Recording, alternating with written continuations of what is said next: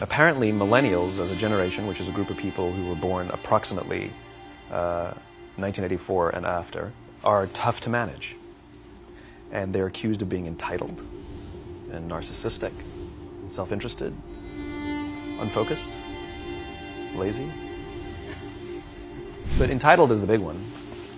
And because they confound leadership so much, what's happening is leaders are asking the millennials, what do you want? And millennials are saying, we want to work in a place with purpose, love that. We want to make an impact, you know, whatever that means. We want free food and beanbags. And yet, for some reason, they're still not happy. The generation that we call the millennials, too many of them grew up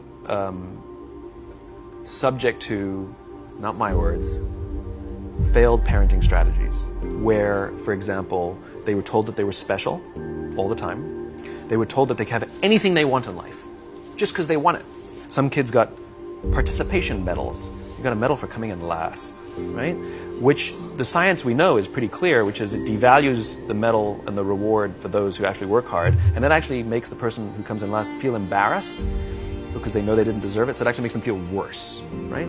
So you take this group of people, and they graduate school, and they get a job, and they're thrust into the real world, and in an instant, they find out they're not special, their moms can't get them a promotion, that you get nothing for coming in last, and by the way, you can't just have it because you want it, right? And in an instant, their entire self-image is shattered.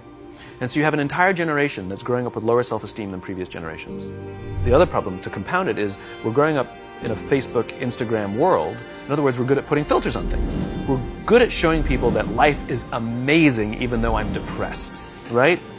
And so everybody sounds tough, and everybody sounds like they got it all figured out. And the reality is there's very little toughness, and most people don't have it figured out. So you have an entire generation growing up with lower self-esteem than previous generations, right?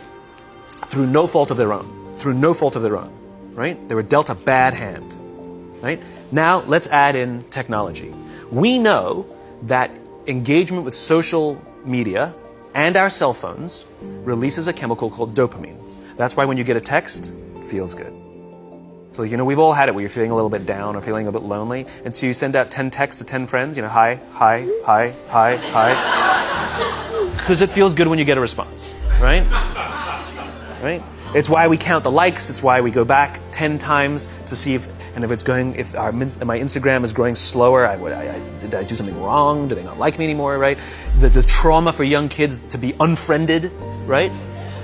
Because we know when you get a hit of dopamine, which feels good. It's why we like it, it's why we keep going back to it. Dopamine is the exact same chemical that makes us feel good when we smoke, when we drink, and when we gamble. In other words, it's highly, highly addictive. You have an entire generation that has access to an addictive, numbing chemical called dopamine through social media and cell phones as they're going through the high stress of adolescence. Why is this important? Almost every alcoholic discovered alcohol when they were teenagers.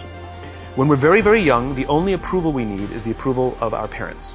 And as we go through adolescence, we make this transition where we now need the approval of our peers.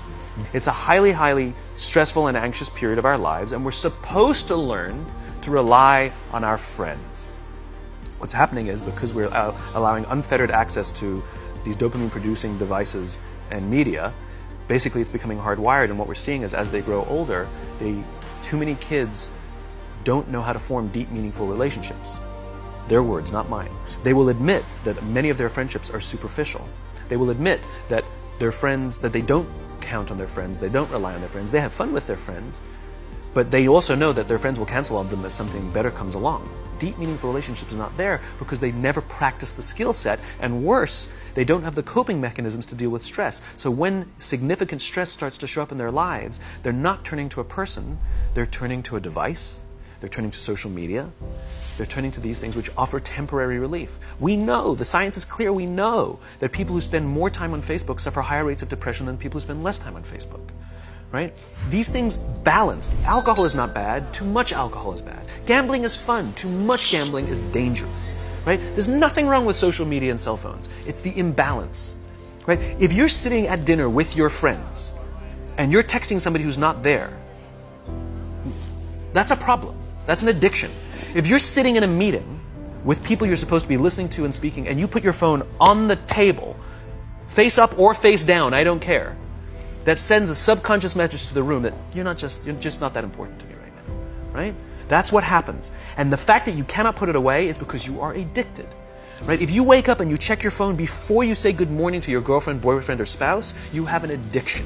And like all addiction, in time, it'll destroy relationships, it'll cost time, and it'll cost money, and it'll make your life worse. Everything you want, you can have instantaneously. Everything you want, instant gratification. Except job satisfaction and strength of relationships, there ain't no app for that. They are slow, meandering, uncomfortable, messy processes. And so I keep meeting these wonderful, fantastic, idealistic, hardworking, smart kids. They've just graduated school. They're in their entry-level job. I sit down with them and I go, how's it going? They go, I think I'm going to quit.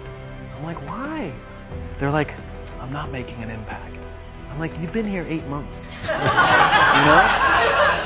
It's as if they're standing at the foot of a mountain and they have this abstract concept called impact that they want to have in the world, which is the summit. What they don't see is the mountain. I don't care if you go up the mountain quickly or slowly, but there's still a mountain. And so what this young generation needs to learn is patience. That some things that really, really matter, like love, or job fulfillment, joy, love of life, self-confidence, a skill set, any of these things, all of these things take time. Sometimes you can expedite pieces of it, but the overall journey is arduous and long and difficult. We now have a responsibility to make up the shortfall and to help this amazing, idealistic, fantastic generation build their confidence, learn patience, learn the social skills, find a better balance between life and technology. Because, quite frankly, it's the right thing to do.